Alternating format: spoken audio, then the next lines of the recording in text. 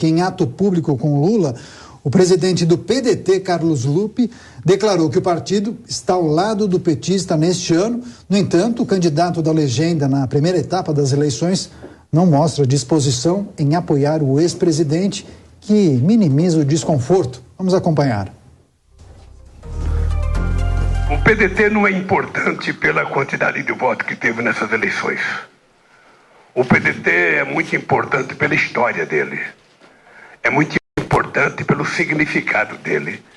E é muito importante porque, independente de uma reunião presidencial, quando chegar nas eleições municipais, a gente vai ver que o PT e o PDT estarão juntos em mais de 500 cidades brasileiras. Ora o PDT candidato a prefeito, o PT vice, ora o PT prefeito, o PDT vice, sabe? Bancada de vereadores comuns. Essa é a história do PDT. E também a história do Ciro, sabe? Não é uma história de 3,5% de voto. O Ciro vale muito mais do que isso, é mais importante que isso, significa mais do que isso. A história de Ciro Gomes não representa 3,5% dos votos. Leonardo, mas Ciro Gomes não quis dividir palanque, pelo menos até agora, com Luiz Inácio Lula da Silva. Você acha que os votos serão transferidos automaticamente? Ou quem votou em Ciro não tem tanta convicção assim, se deve votar em Luiz Inácio Lula da Silva? E já que o Marco falou em social-democracia, hoje Fernando Henrique Cardoso formalizou apoio a Lula. Você acha que o PSDB de São Paulo deve se dividir e também os eleitores que colocaram seus votos para Rodrigo Garcia talvez fiquem confusos a partir de agora? Eu acredito que primeiro o Marco precisa estudar um pouco mais, né? Inclusive ler aquele discordo, como Karl Marx, para poder entender um pouco mais disso, porque eles adoram inventar esses conceitos modernos, né? Pós-Gramsci, de socialismo fabiano, como se tivesse algum sentido chamar um bilionário como Jorge Soros de comunista, né? É um pessoal que devaneia, meio olavista, meio folclórico, meio Padre Kelmo, meio Cabo Daciolo, né?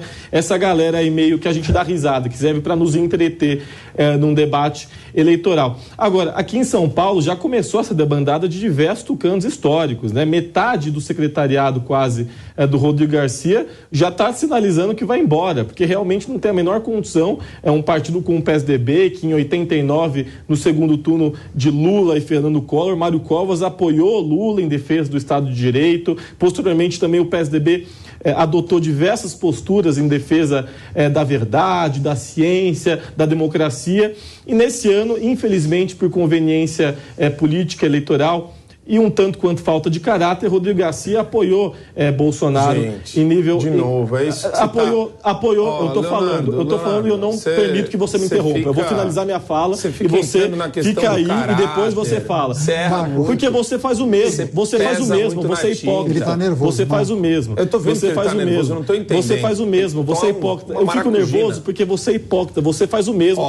Gosta de xingar de ladrão, de corrupto, de bandido, fazer uma série de ilações, de mentiras e calúnias contra Lula, contra vários nomes do PT, sem a menor prova, E depois, quando eu chamo uma pessoa de carioca de passagem, ele fica nervoso. O Superman da Shopee não aguenta. Eu só achei. Ele não aguenta. Vamos lá, Leonardo. Ele não aguenta. Não, eu tô falando e eu te dou a fala. Eu não tô agressivo. Deixa ele concluir o raciocínio dele, Marco. É que você, com o seu deboche, né? Você com o seu deboche, você ataca, chama de ladrão, chama de corrupto, chama de bandido e tá tudo bem. Não está tudo bem. Aliás, você comete uma série de calúnias aqui que você deveria se preocupar, porque você inclusive cita nomes, né? Você inclusive cita nomes, você cita nomes. Então é importante a gente colocar aqui cada um no seu devido lugar. Né? Agora, é lamentável esse debate que a gente está tendo. É lamentável porque você me interrompeu mais uma vez. Você me interrompeu mais uma vez. Você me interrompeu mais uma vez. Eu já vou te passar a palavra. Eu não te interrompo, então isso que me deixa indignado. Porque essa tática da extrema-direita de tentar interromper a todo custo, com ilações, com mentiras, com devaneios, é o que fez com que a gente chegasse a esse ponto, sabe? A gente poderia ter uma direita democrática, uma direita liberal, sabe? Como a gente vinha tendo desde 2002, aliás, desde 94, mas não, eu falo números, trago análises, trago nomes, e ele só fica com esse negócio de social-democracia, de comunismo, de socialismo fabiano, coisa que nunca existiu no Brasil. Brasil. O Brasil nunca chegou perto de ser comunista. Vide os 8 anos de governo Lula com o Henrique Meirelles, presidente do Banco Central. Leonardo, essa gente devaneia. Pode passar pro Marco. Já falei. Marco, por favor, sua defesa brevemente. Vamos lá. Acho que ele perdeu a calma. Queria me retratar aqui com a audiência da Jovem Pan.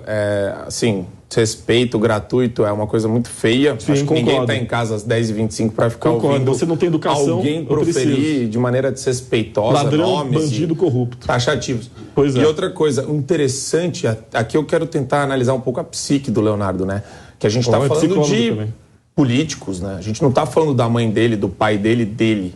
A gente está falando de outras pessoas. Sim. E esse vigor todo para defender alguém mostra o nível de cegueira ideológica de uma pessoa. Concordo. Quer dizer, de o investimento emocional do Leonardo no Lula é tão grande, é um negócio tão visceral que mexe com a estabilidade emocional dele e tira ele do prumo. Quer dizer, ele está completamente desnorteado. Ele não estava falando mais do que a gente estava comentando. Que você ele me começou a eu perdi a linha. Mas o grande ponto aqui, né? Teve uma hora, e eu vou pegar esse ponto do comentário dele, que é interessante. Ele falou sobre a Simone Tebet, que foi a favor do impeachment da Dilma, e depois o fato da gente criticá-la. Sim, Leonardo, a vida é assim. Eu vou aplaudir o verdadeiro e o correto e moral e vou denunciar quando houver mentira, quando houver falsidade, imoralidade. Isso eu vou denunciar. Não importa se é a mesma pessoa. Eu não entendo. Você acha que é tudo parte de um bloco monolítico. Não. As pessoas mudam, o comportamento delas mudam. Isso tem a ver, às vezes, com amadurecimento ou, às vezes, até mesmo com imaturidade. A pessoa ela pode, sim, ser uma pessoa muito correta e se transformar numa pessoa muito ruim. E o oposto também é verdadeiro. Só que para isso é importante ter um pouco de experiência. E é nesse ponto que eu bato com você, quando eu falo que a sua visão ela é deturpada pelo afã você enxerga a política quase que como um credo. Você se investe emocionalmente de maneira muito efusiva.